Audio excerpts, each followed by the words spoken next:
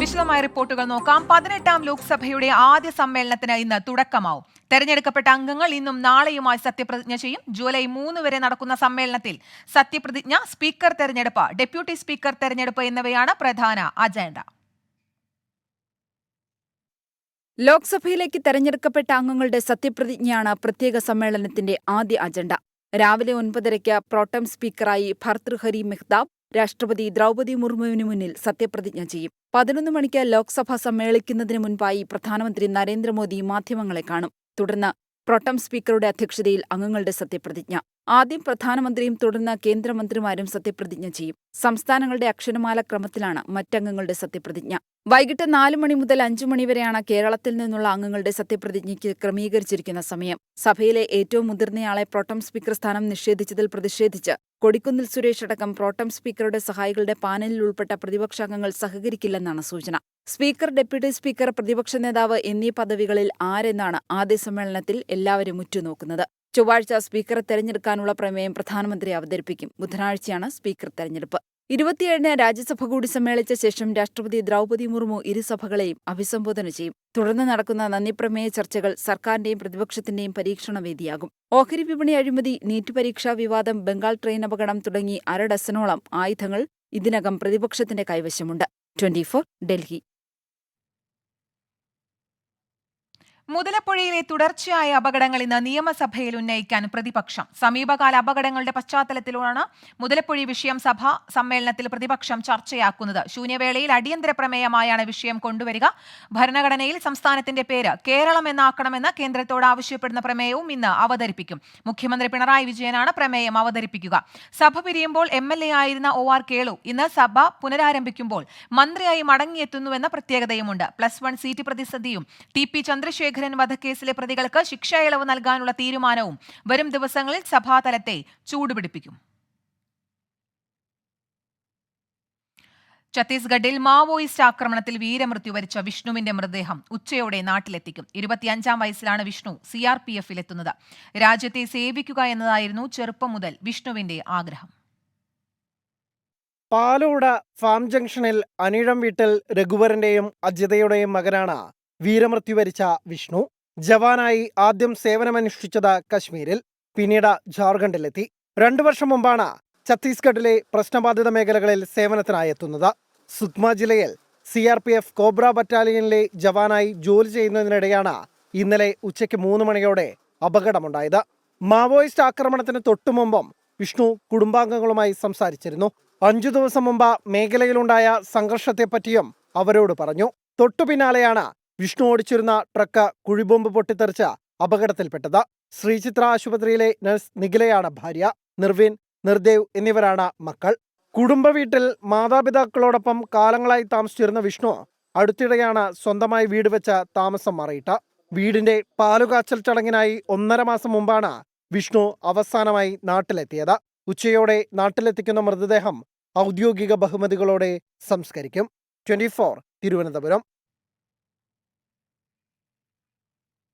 ഇപ്പോൾ വരുന്നൊരു വാർത്തയിലേക്കാണ്. Thiruvananthapuram കിളിമാനൂരിൽ tanker lorry മറിഞ്ഞു. തോന്നയ്ക്കൽ പമ്പിലേക്ക് പെട്രോളുമായി പോയ ടാങ്കർ ലോറിയാണ് മറിഞ്ഞത്. MG പ്രതീഷ് ചേരുന്നുണ്ട് കൂടുതൽ വിശദാംശങ്ങളുമായി. പ്രതീഷ്, എപ്പോഴായിരുന്നു സംഭവം? ഫയർഫോഴ്സ് സംഘം സ്ഥലത്തെത്തിയിട്ടുണ്ടോ? എന്തൊക്കെയാണ് ലഭിക്കുന്ന മറ്റു വിവരങ്ങൾ? കീർത്തന, ഇന്ന് പുലർച്ചെ 2:30-നാണ് അപകടമുണ്ടാകുന്നത്. എറണാകുളത്ത് നിന്ന് തിരുവനന്തപുരം തോന്നയ്ക്കൽ പമ്പിലേക്ക് പെട്രോളുമായി പോയ ടാങ്കർ ലോറിയാണ് കിളിമാനൂർ തട്ടത്തുമല ഭാഗത്ത് വെച്ച നിയന്ത്രണം തെറ്റി മറിഞ്ഞത്. തട്ടത്തുമല മണലയത്ത് വെച്ച ഒരു വളവ് ഭാഗമായിരുന്നു. ഇവിടെ വെച്ച് നിയന്ത്രണം തെറ്റി ഈ റോഡിന് സമീപത്തെ തോട്ടിലേക്ക് മറിയുകയായിരുന്നു. ഡിവൈഡറിൽ ഇടിച്ച ശേഷമാണ് ഈ ടാങ്കർ ലോറി തോട്ടിലേക്ക് മറിഞ്ഞത്. നിലവിൽ ഈ ടാങ്കർ ലോറി IOC ഉദ്യോഗസ്ഥരും ഫയർഫോഴ്സ് ഉദ്യോഗസ്ഥരും പരിശോധിക്കുകയാണ്. നിലവിൽ ഒരു അപകട സാഹചര്യം ഇല്ല എന്നതാണ് പ്രാഥമികമായും ഫയർഫോഴ്സ് അറിയിക്കുന്ന കാര്യം. ഈ അപകടത്തിൽ ഈ ടാങ്കർ ഓടിച്ചിരുന്ന ഡ്രൈവർക്കും ഒപ്പമുണ്ടായിരുന്ന ക്ലീനർക്കും സാരമായി പരിക്കേറ്റിട്ടുണ്ട്. ഇവരെ തിരുവനന്തപുരം മെഡിക്കൽ കോളേജ് ആശുപത്രിയിലേക്ക് മാറ്റിയിട്ടുണ്ട്. സമീപത്തെ തോട്ടിലേക്ക് മറിഞ്ഞതിന് പിന്നാലെ ടാങ്കറിൽ നിന്ന് ചോർച്ചയുണ്ടായി എന്നതാണ് ഫയർഫോഴ്സ് ഉദ്യോഗസ്ഥർ പറയുന്ന കാര്യം. ഈ ടാങ്കറിൽ നിന്ന് പെട്രോൾ നീക്കം ചെയ്യാനുള്ള നടപടിക്രമങ്ങൾ ഇതിനോടകം തന്നെ തുടങ്ങിയിട്ടുണ്ട്. IOC ഉദ്യോഗസ്ഥരും ഫയർഫോഴ്സ് ഉദ്യോഗസ്ഥരും ചേർന്നാണ് ഈ ടാങ്കറിലുള്ള പെട്രോൾ നീക്കം ചെയ്യാനുള്ള നടപടികൾ ആരംഭിച്ചിരിക്കുന്നത്. ഈ റോഡിന്റെ സമയത്ത് മറ്റ് വാഹനങ്ങളൊന്നും തന്നെ റോഡിൽ ഉണ്ടായില്ല. അതാണ് വലിയ അപകടം ഒഴിവാക്കിയിട്ടുള്ളത്. എന്തായാലും നിലവിൽ സ്ഥിതി നിയന്ത്രണ വിധേയമാണ് എന്നതാണ് ഫയർഫോഴ്സ് അറിയിക്കുന്ന കാര്യം. ഈ പരിസരത്ത് ഗതാഗത നിയന്ത്രണവും ഏർപ്പെടുത്തിയിട്ടുണ്ട്. ഈ കൃത്യമായൊരു നിരീക്ഷണം പോലീസിന്റെയും ഫയർഫോഴ്സ് ഉദ്യോഗസ്ഥരുടെയും ഭാഗത്ത് നിന്ന് ഈ പ്രദേശത്ത് ഉണ്ട്. എന്തായാലും ഉദ്യോഗസ്ഥർ ഇപ്പോൾ ഈ ടാങ്കറിൽ നിന്ന് ഈ പെട്രോൾ നീക്കം ചെയ്യാനുള്ള നടപടികൾ ആരംഭിച്ചു കഴിഞ്ഞു എന്നതാണ് നമുക്ക് മനസ്സിലാക്കാൻ കഴിയുന്ന കാര്യം. കീർത്തന. യെസ്, എന്തായാലും ഈ അപകടത്തിൽ ഡ്രൈവർക്കും ക്ലീനർക്കും പരിക്കേറ്റിട്ടുണ്ടെന്ന് അറിയാൻ സാധിക്കുന്നു. ഒപ്പം മറ്റൊരു കാര്യം അറിയാനുള്ളത്, പ്രദേശ് ഗതാഗതം നിയന്ത്രിച്ചിട്ടുണ്ടല്ലോ, ഈ റോഡിലേക്ക് ഈ പെട്രോൾ മറിഞ്ഞിട്ടുണ്ടോ? അത്തരത്തിലുള്ള തുടർ നടപടികൾ എന്താണ്? അങ്ങനെ ഉണ്ടെങ്കിൽ തന്നെ അവിടെ എത്തുന്ന ഫയർഫോഴ്സ് സംഘത്തിന്റെയും IOC അധികൃതരുടെ ഭാഗത്തു നിന്നുണ്ടാവുന്ന തുടർ നടപടികൾ ഏത് തരത്തിലായിരിക്കും?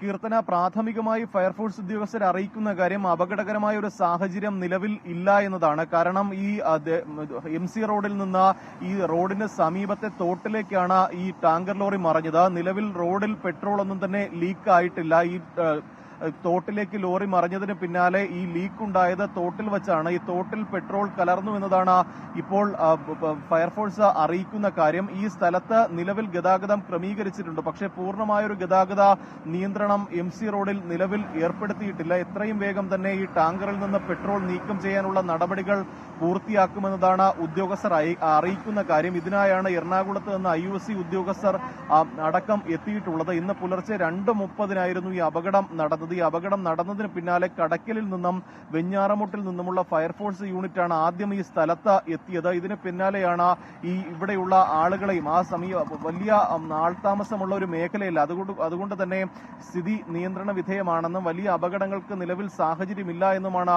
ഉദ്യോഗസ്ഥർ അറിയിക്കുന്ന കാര്യം. അതേസമയം ഈ ഒരു ടാങ്കർ അപകടമായതുകൊണ്ട് തന്നെ അത്തരത്തിലൊരു കരുതൽ ഫയർഫോഴ്സിന്റെയും പോലീസിന്റെയും ഭാഗത്ത് നിന്ന് ഏർപ്പെടുത്തിയിട്ടുണ്ട്. അതിനനുസരിച്ചുള്ള നടപടികളാണ് ഇപ്പോൾ കിളിമാനൂരിൽ പുരോഗമിക്കുന്നത്.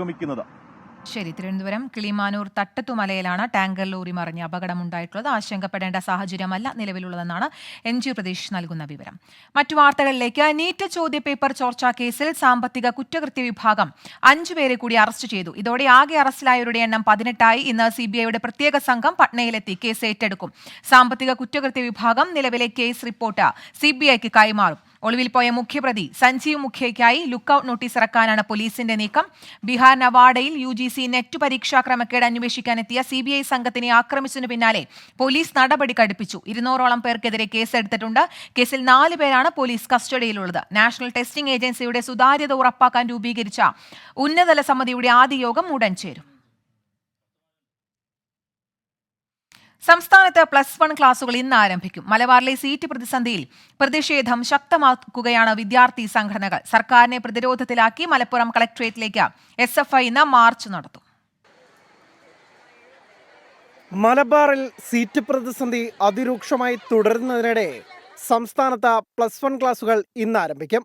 സീറ്റ് പ്രതിസന്ധിയിൽ സർക്കാരിനെ സമ്മർദ്ദത്തിലാക്കി SFIയും സമരത്തിനിറങ്ങും. കൂടാതെ MSF പ്രവർത്തകരുടെ മലപ്പുറം RDD ഓഫീസ് ഉപരോധ സമരം ഇന്നും തുടരും. സംസ്ഥയുടെ നേതൃത്വത്തിൽ ആരംഭിച്ച വിദ്യാഭ്യാസ സംരക്ഷണ സമിതിയുടെ സമരവും ഇന്ന് നടക്കുന്നുണ്ട്. വിദ്യാലയങ്ങൾക്ക് മുന്നിൽ പ്ലക്കാർഡുകളുമായിട്ടാണ് സമരം. നാളെ യൂത്ത് ലീഗ് നിയമസഭയിലേക്കും ഫ്രറ്റേണിറ്റി മലപ്പുറം കളക്ടറേറ്റിലേക്കും മാർച്ച് നടത്തും. 27-ന് KSU മലപ്പുറം കളക്ടറേറ്റിലേക്ക് മാർച്ച് പ്രഖ്യാപിച്ചിട്ടുണ്ട്. വിദ്യാർത്ഥി സംഘടനകളുമായി നാളെ തിരുവനന്തപുരത്ത് മന്ത്രി V ശിവൻകുട്ടി നടത്തുന്ന ചർച്ചയും ഏറെ നിർണായകമാണ്. 24 മലപ്പുറം. സംസ്ഥാനത്ത് ഇന്ന് അതിശക്തമായ മഴയ്ക്ക് സാധ്യതയെന്ന് കേന്ദ്ര കാലാവസ്ഥാ വകുപ്പിന്റെ മുന്നറിയിപ്പുണ്ട്. തിരുവനന്തപുരം കൊല്ലം ഒഴികെയുള്ള 12 ജില്ലകളിലാണ് മഴ മുന്നറിയിപ്പ്. വടക്കൻ കേരളത്തിൽ മഴ കനത്തേക്കും. കോഴിക്കോട്, കണ്ണൂർ, കാസർഗോഡ് ജില്ലകളിൽ ഓറഞ്ച് അലർട്ട് പ്രഖ്യാപിച്ചു. പത്തനംതിട്ട, ആലപ്പുഴ, കോട്ടയം, ഇടുക്കി, എറണാകുളം, തൃശൂർ, പാലക്കാട്, മലപ്പുറം, വയനാട് ജില്ലകളിൽ യെല്ലോ മുന്നറിയിപ്പ് നൽകി. മഴയ്ക്കൊപ്പം ശക്തമായ കാറ്റിനും ഇടിമിന്നലിനും സാധ്യതയുണ്ട്. കേരള, കർണാടക, ലക്ഷദ്വീപ് തീരങ്ങളിൽ മത്സ്യബന്ധനത്തിന് ഏർപ്പെടുത്തിയ വിലക്ക് തുടരും. കേരള, തമിഴ്നാട് തീരങ്ങളിൽ ഉയർന്ന തിരമാലയ്ക്കും കടലാക്രമണത്തിനും സാധ്യതയുള്ളതിനാൽ മത്സ്യത്തൊഴിലാളികളും തീരദേശവാസികളും ജാഗ്രത പാലിക്കണം. കാസർഗോഡ്, കണ്ണൂർ തീരങ്ങൾക്ക് പ്രത്യേക ജാഗ്രതാ നിർദ്ദേശം. കൊച്ചി നഗരത്തിലെ വെള്ളക്കെട്ടുമായി ബന്ധപ്പെട്ട ഹർജികൾ ഹൈക്കോടതി ഇന്ന് വീണ്ടും പരിഗണിക്കും. വെള്ളക്കെട്ടുണ്ടാകുന്ന പ്രദേശങ്ങൾ മാലിന്യമുക്തമാക്കണമെന്ന് കോടതി നേരത്തെ നിർദ്ദേശം നൽകിയിരുന്നു. ഇടപ്പള്ളി തോട് ശുചീകരിക്കാത്തതാണ് ആ ഭാഗങ്ങളിൽ വെള്ളക്കെട്ടിന് കാരണമെന്ന് അമിക്കസ് ക്യൂറി കോടതിയെ അറിയിച്ചിട്ടുണ്ട്. കാലവർഷം കണക്കിലെടുത്ത് കൊച്ചി കോർപ്പറേഷൻ ചെയ്ത പ്രവർത്തനങ്ങളും കോടതി പരിശോധിക്കും. P&T കോളനി നിവാസികളെ പുനരധിവസിപ്പിച്ച സർക്കാർ വക ഫ്ളാറ്റ് ചോർന്ന സംഭവത്തിൽ കോടതി നേരത്തെ GCDAയോട് റിപ്പോർട്ട് തേടിയിരുന്നു. പാലക്കാട് അട്ടപ്പാടി പുലിയപതിയിൽ നിന്ന് അവശനിലയിൽ ധോണിയിലെത്തിച്ച പുലി ആരോഗ്യവാൻ. പുലി സ്വന്തമായി ഭക്ഷണം കഴിക്കാൻ തുടങ്ങിയതായി വനം വകുപ്പ്. പുലിയുടെ ദൃശ്യങ്ങൾ 24-ന് നിഖിൽ പ്രമേശ് ചേരുന്നുണ്ട്. കൂടുതൽ വിശദാംശങ്ങളുമായി നിഖിൽ, ഇനി വനം വകുപ്പിന്റെ തുടർ നടപടികൾ എങ്ങനെയായിരിക്കും? ഏതാണ്ട് 2 ആഴ്ച മുൻപാണ് അട്ടപ്പാടി പുളിയപ്പതിയിലെ ജനവാസ മേഖലയിൽ അവശ്യ നിലയിൽ ഒരു പുലിയെ കണ്ടെത്തുന്നത്. വനംവകുപ്പ് ഉദ്യോഗസ്ഥർ ഈ പുലിയെ പരിശോധിക്കുമ്പോൾ ഇതിന്റെ ആരോഗ്യനില വളരെയധികം മോശമായിരുന്നു. വനത്തിൽ വെച്ച് കടുവയുടെ ആക്രമണത്തിൽ പരിക്കേറ്റു എന്നുള്ളതാണ് വനംവകുപ്പിന്റെ വിലയിരുത്തൽ. ഇതേ തുടർന്ന് വിദഗ്ധ ചികിത്സ നൽകാൻ സൈലന്റ് വാലിയിലേക്ക് മാറ്റാൻ ഉദ്ദേശിച്ചിരുന്നെങ്കിലും പുലിയുടെ ആരോഗ്യനില അത്രയും മോശമായതിനാൽ അതിന് സാധിച്ചിരുന്നില്ല. തുടർന്ന് ഏതാനും ദിവസങ്ങൾ ചികിത്സ നൽകിയ ശേഷം 10 ദിവസം മുൻപാണ് ധോണിയിലേക്ക് മാറ്റിയത്. ഇപ്പോൾ പുലിയുടെ ആരോഗ്യനിലയിൽ വലിയ മാറ്റമുണ്ട് എന്നുള്ളതാണ് ഡോക്ടർമാർ വ്യക്തമാക്കുന്നത്. സ്വയം ഭക്ഷണം കഴിക്കാനും ഒക്കെ ഈ പുലി തുടങ്ങിയിരിക്കുന്നു എന്നുള്ളത് വളരെ പ്രതീക്ഷ നൽകുന്ന കാര്യമാണ്. അതുകൊണ്ട് ഏതാനും ദിവസങ്ങൾ കൂടി ചികിത്സ നൽകിയ ശേഷം ഒരുപക്ഷെ വനത്തിൽ വിടാനോ അല്ലെങ്കിൽ ഏതെങ്കിലും വന്യമൃഗ സങ്കേതങ്ങളിലേക്ക് മാറ്റാനോ കഴിയുമെന്നുള്ള പ്രതീക്ഷയാണ് ഡോക്ടർമാരടക്കം ഇപ്പോൾ പങ്കുവച്ചുകൊണ്ടിരിക്കുന്നത്. ശരി, പാലക്കാട് അട്ടപ്പാടിയിൽ നിന്ന് അവശനിലയിൽ ധോണിയിലെത്തിച്ച പുലി ആരോഗ്യവാൻ എന്നുള്ള വാർത്തയാണ് വരുന്നത്. നിഖിൽ പ്രമേശാണ് വാർത്തയുടെ കൂടുതൽ വിശദാംശങ്ങൾ നൽകിയത്. വയനാട് കേണിച്ചിറയിൽ 3 ദിവസമായി വളർത്തുമൃഗങ്ങളെ കൊന്നിരുന്ന കടുവ ഒടുവിൽ കൂട്ടിലായി. താഴേക്കിഴക്കിയതിൽ സാബുവിന്റെ വീട്ടുവളപ്പിൽ വെച്ച കെണിയിലാണ് കടുവ കുടുങ്ങിയത്. ഇതിനു മുൻപ് 2 പശുക്കളെ കൊന്ന തൊഴുത്തിലും കടുവ എത്തിയിരുന്നു.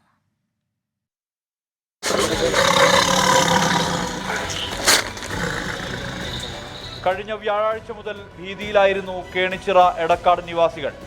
3 ദിവസത്തിനുള്ളിൽ കടുവ കൊന്നത് 4 പശുക്കളെ. ഒരു പശുവിനെ കൊലപ്പെടുത്തിയ താഴെ കിഴക്കിയതിൽ സാബുവിന്റെ പറമ്പിൽ വെച്ച കൂട്ടിലാണ് രാത്രി 11 മണിയോടെ കടുവ കുടുങ്ങിയത്. ആരോഗ്യസ്ഥിതി ആദ്യം നോക്കണം.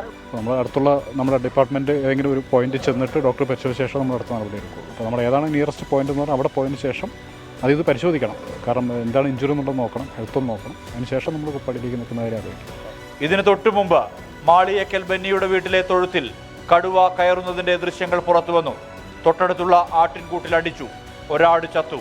ഇവിടുത്തെ 2 പശുക്കളെയാണ് കടുവ നേരത്തെ കൊന്നത്. പശുക്കളുടെ ജഡം തേടിയാണ് വീണ്ടും തൊഴുത്തിൽ കയറിയത്.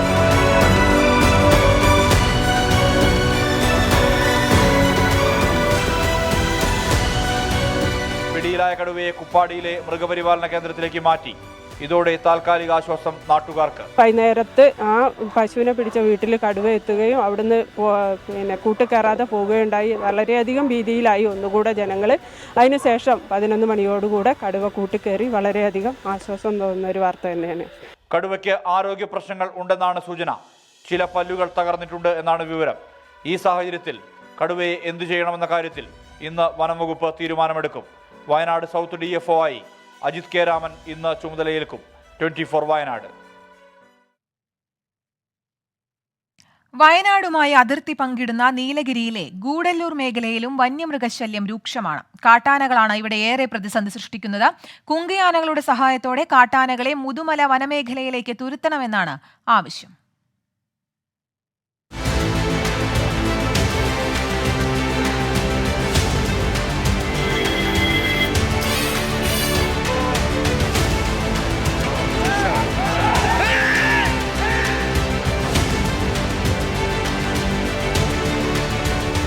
ഗൂഡല്ലൂരിലെ കാഴ്ച ഈ വിധമാണ്. രാത്രികളിൽ ഇറങ്ങിയിരുന്ന കാട്ടാനകൾക്കിപ്പോൾ പകലെന്ന ഭേദമില്ല. എല്ലാ വിളകളും നശിപ്പിക്കുകയാണ്.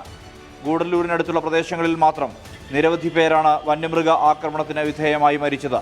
പുത്തൂർ വയൽ, തൊറപ്പള്ളി, മൊളപ്പള്ളി, മാർത്തോമ നഗർ തുടങ്ങിയ പ്രദേശങ്ങളിലാണ് രൂക്ഷമായ സ്ഥിതി. ഈ സാഹചര്യത്തിൽ മേഖലയിൽ പ്രതിഷേധ യോഗം ചേർന്നു. ഫോറസ്റ്റുകാരെ നമ്മൾ വിളിച്ചു പറഞ്ഞു കഴിഞ്ഞാൽ അവർ വന്നിട്ട് 2 പടക്കം പൊട്ടിക്കും. പടക്കം പൊട്ടിക്കുമ്പോഴത്തേക്ക് അപ്പുറത്തെ കുന്നേലേക്ക് പോകും. അവിടുന്ന് ഒരു പടക്കം പൊട്ടിക്കുമ്പോൾ വീണ്ടും അടുത്തൊരു പറമ്പിലേക്ക് പോകും. കൃഷിസ്ഥലം വിട്ടിട്ട് ഈ ആനകൾ വേറെ എവിടേക്കും പോകുന്നില്ല. അപ്പോൾ ഞങ്ങൾ നിരന്തരമായിട്ട് ഇവർക്ക് ഫോറസ്റ്റ് ഓഫീസിൽ പോയി ഞങ്ങൾ കംപ്ലൈന്റ് കൊടുക്കുന്നുണ്ട്. അവർ പറയും ഞങ്ങളൊരു 10 ദിവസത്തിനുള്ളിൽ ഞങ്ങൾ ആനയെ ഓടിച്ച് കാട്ടിൻ്റെ ഉള്ളിലേക്ക് വിടാം എന്ന് പറയുന്നുണ്ട്. പറയുന്നതല്ലാതെ ഈ ആന ഇവര് ഈ സ്ഥലത്തുനിന്ന് ഇവർ ഓടിച്ചു വിടുന്നില്ല. മലയാളി വേരുകളുള്ള ധാരാളം കുടുംബങ്ങളാണ് ഈ മേഖലയിലുള്ളത്. പ്രശ്നം സൃഷ്ടിക്കുന്ന കാട്ടാനകളെ കുങ്കിയാനകളെ ഉപയോഗിച്ച് മുതുമല വനമേഖലയിലേക്ക് തുരത്തണമെന്നും കാട്ടാനകൾ നാട്ടിലേക്ക് ഇറങ്ങാതിരിക്കാൻ ശാശ്വത പരിഹാരം വേണമെന്നുമാണ് ഇവരുടെ ആവശ്യം. വനം വകുപ്പ് നിസ്സംഗത തുടർന്നാൽ പ്രതിഷേധം വ്യാപിപ്പിക്കുമെന്നാണ് മുന്നറിയിപ്പ്. 24 വയനാട്. കാസർഗോഡ് മേൽപ്പറമ്പിൽ ISRO ഉദ്യോഗസ്ഥ ചമഞ്ഞ് ഹണി ട്രാപ്പ് നടത്തിയ കേസിൽ പിടിയിലായ യുവതി പോലീസ് ഉദ്യോഗസ്ഥർക്കെതിരെ വ്യാജ പരാതി നൽകി. കൊമ്പനടുക്കം സ്വദേശിയായ ശ്രുതി ചന്ദ്രശേഖർ തനിക്കെതിരെ കേസെടുക്കുന്ന ഉദ്യോഗസ്ഥരെ സ്ത്രീപീഡന കേസുകളിൽ പ്രതിയാക്കാനും ശ്രമം നടത്തി. അരുൺ പാറയ്ക്കൽ ചേരുന്നുണ്ട് വിശദാംശങ്ങളുമായി. അരുൺ, എന്താണ് മറ്റു വിവരങ്ങൾ? കീർത്തന, ഈ ISRO ഉദ്യോഗസ്ഥ ചമഞ്ഞ് വ്യാപകമായി ഹണി ട്രാപ്പ് നടത്തുന്ന കാസർഗോഡ് കൊമ്പനടുക്കം സ്വദേശി ശ്രുതി ചന്ദ്രശേഖർ പോലീസുകാരെയും നിരന്തരമായി ഭീഷണിപ്പെടുത്തിയിരുന്നു എന്നാണ് പുറത്തുവരുന്ന വിവരങ്ങൾ. യുവതിയുടെ കള്ളത്തരങ്ങൾ കയ്യോടെ പിടിച്ച പോലീസ് ഉദ്യോഗസ്ഥർക്കെതിരെയൊക്കെ വ്യാജ പരാതികൾ നൽകുന്നത് ഈ ശ്രുതി ചന്ദ്രശേഖരന്റെ ഒരു പതിവ് ശൈലിയായിരുന്നു. യുവതി ഈ ശ്രുതി ചന്ദ്രശേഖർ മേൽപ്പറമ്പ് സ്റ്റേഷനിൽ ഇതുമായി പരാതി നൽകി. എന്നാൽ ആ പരാതിയിൽ കഴമ്പില്ല എന്ന് അവിടുത്തെ പോലീസുകാർ കണ്ടെത്തി. ഈ സമയം യുവതി ചെയ്തത് അവിടുത്തെ SI, അതായത് ആ SIയുമായി യുവതിക്ക് വഴിവിട്ട ബന്ധമെന്ന് പ്രചരിപ്പിച്ചു. അതിനായി അദ്ദേഹത്തിന്റെ വാട്സപ്പ് DP വരെ ഈ യുവതി സ്ക്രീൻഷോട്ട് എടുത്ത് മറ്റൊരു വാട്സപ്പിലേക്ക് മാറ്റി അങ്ങനെ വ്യാജമായി ID ഉണ്ടാക്കുകയൊക്കെ ചെയ്തു. യുവതിക്കെതിരെ കേസെടുക്കുന്ന ഉദ്യോഗസ്ഥരെയൊക്കെ, അതായത് പുരുഷന്മാരാണ് പോലീസുകാരെങ്കിൽ അവരെയൊക്കെ ലൈംഗിക പീഡന കേസുകളിൽ, സ്ത്രീ പീഡന കേസുകളിൽ പ്രതിയാക്കാനുള്ള ശ്രമവും ശ്രുതി ചന്ദ്രശേഖർ നിരന്തരമായി നടത്തിയിരുന്നു എന്നാണ് മനസ്സിലാക്കാൻ സാധിക്കുന്നത്. ഈ ശ്രുതി തന്നെ മറ്റൊരു പരാതിയുമായി വനിതാ സെല്ലിന്റെ ചുമതലയുണ്ടായിരുന്ന വിദ്യാനഗർ SIയുടെ അടുത്ത് വന്നിരുന്നു. ആ സമയത്തും ആ വനിതാ SI ഈ വ്യാജ പരാതിയാണെന്ന് കണ്ടെത്തി. ആ വനിതാ SIക്ക് നേരെയും വ്യാപകമായ ആരോപണങ്ങൾ ശ്രുതി ഉന്നയിച്ചിരുന്നു എന്നാണ് ഇപ്പോൾ പുറത്തുവരുന്ന വിവരങ്ങൾ. ഡിവൈഎസ്പിക്ക് ഉൾപ്പെടെ ശ്രുതി ഇതുമായി ബന്ധപ്പെട്ട പരാതി നൽകിയിരുന്നു. എന്നാൽ ആ പരാതിയൊക്കെ വ്യാജമാണെന്ന് പോലീസ് കണ്ടെത്തുകയാണ് ചെയ്തത്. പല പോലീസ് സ്റ്റേഷനുകളിലും യുവതി കാണിച്ചിരുന്നത് വ്യാജ തിരിച്ചറിയൽ രേഖകളെന്നും പുറത്തുവരുന്ന വിവരങ്ങളുണ്ട്.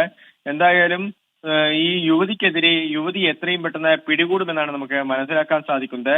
യുവതിക്കെതിരെ കൂടുതൽ വകുപ്പുകൾ ചുമത്താനാണ് ഇപ്പോൾ ആലോചന നടക്കുന്നത്. കീർത്തന.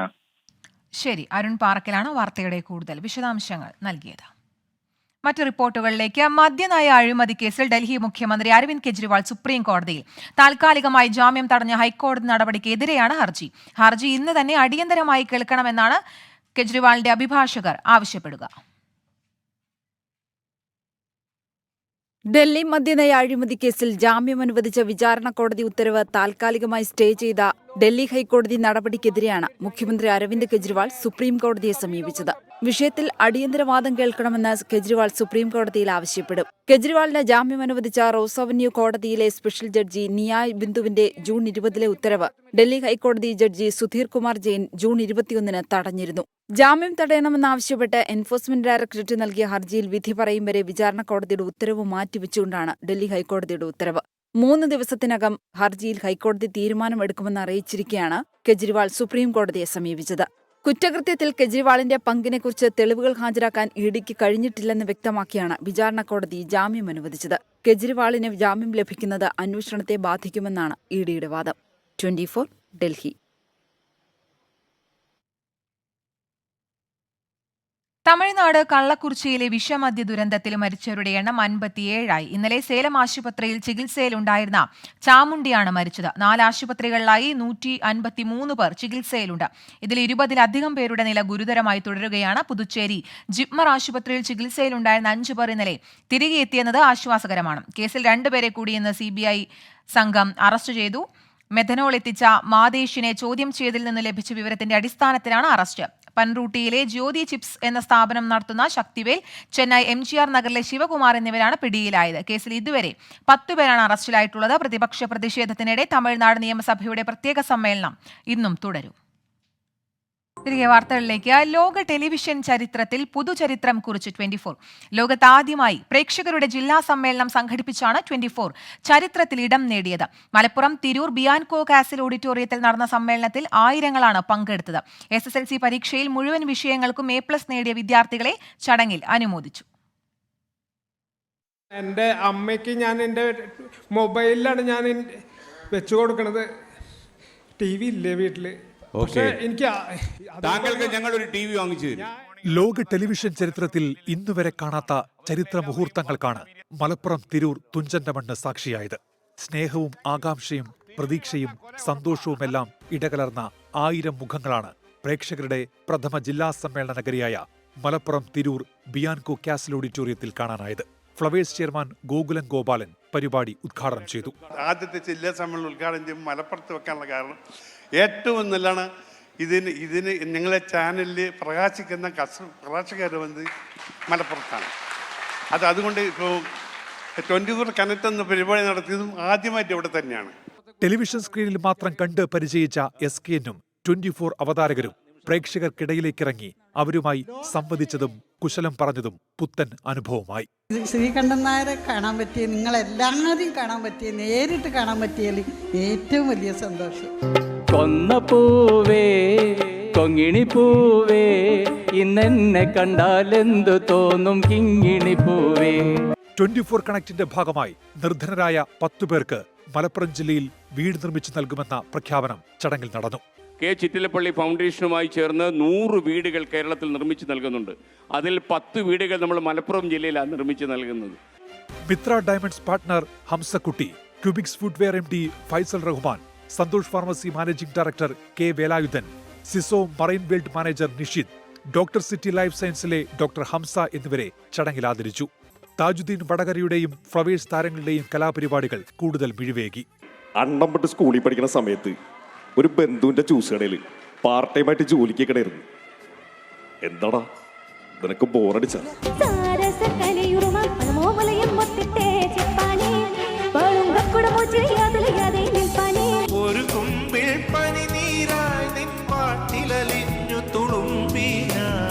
ഉച്ചയ്ക്ക് 3 മണി മുതൽ രാത്രി 8 മണി വരെ നടന്ന സമ്മേളനത്തിലെ മുഴുവൻ പരിപാടികളും ആസ്വദിച്ചാണ് പ്രേക്ഷകർ സമ്മേളന നഗരി വിട്ടത്. കാഴ്ച ഇല്ലാത്ത ഒരാളാണ് ഞാൻ.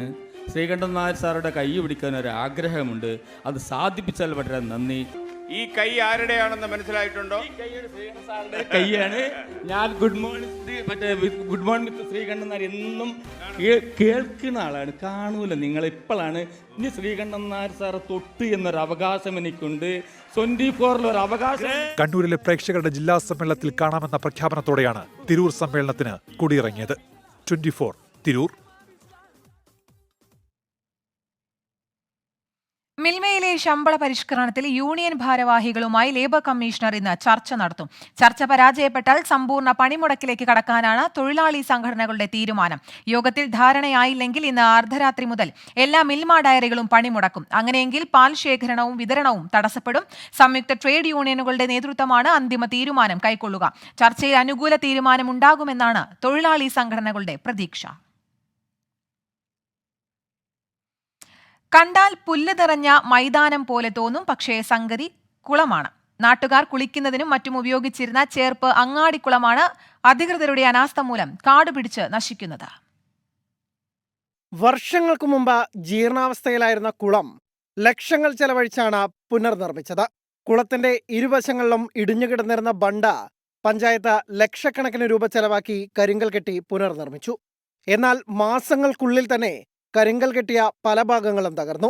കുളത്തിന്റെ കരിങ്കൽ ഭിത്തിയോട് ചേർന്ന് പഞ്ചായത്തിന്റെ വിവിധ സ്ഥലങ്ങളിൽ നിന്നെടുത്ത മണ്ണ് തള്ളിയതിനാൽ കരിങ്കല്ല് കെട്ടി ഉയർത്തിയ ഭാഗങ്ങൾ തകരുകയായിരുന്നു.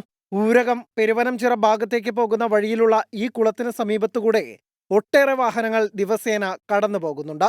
കെട്ടുക, ഇടിയുക, നവീകരിക്കുക എന്നതായി ഇവിടുത്തെ സ്ഥിതി.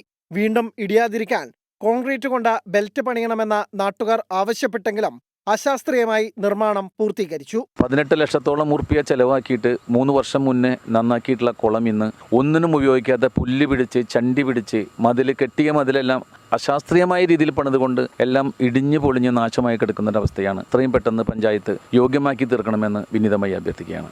കൈവരി ഇടിഞ്ഞതിനൊപ്പം കാടുകയറി കുളം നശിക്കുകയായിരുന്നു. കുളം അടിയന്തരമായി വൃത്തിയാക്കി ഉപയോഗപ്രദമാക്കണമെന്നാണ് നാട്ടുകാരുടെ ആവശ്യം. 24 തൃശൂർ. നോക്കാം ഇനി കായിക വാർത്തകൾ.